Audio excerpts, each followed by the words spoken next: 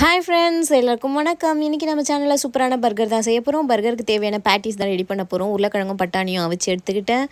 அதுக்கு கொஞ்சம் கேரட், வெங்காயம், அரை ஸ்பூன் மிளகாய்த்தூள், அரை ஸ்பூன் தனியாத்தூள், ஜீரகத்தூள் அரை ஸ்பூன் உப்பு, மஞ்சத்தூள் கொஞ்சம், சாட் மசாலா கொஞ்சம், இதெல்லாம் சேர்த்து நல்லா மிக்ஸ் பண்ணிக்கிறேன். அது கூடவே மறக்காமல் 2 ஸ்பூன் சோள மாவும் 1 ஸ்பூன் அரிசி மாவும் சேர்த்து இந்த பேட்டிஸை நல்லா மிக்ஸ் பண்ணிக்க போகிறேன். மிக்ஸ் பண்ணிவிட்டு இந்த கட்லெட் மாதிரி பிடிச்சி நம்ம தோசை தவாவில் போட்டு திருப்பி எடுத்துடலாம். பட்டர் சேர்த்துட்டு இந்த பர்கர் பண்ணை டோஸ்ட் பண்ணி எடுத்துக்கலாம்.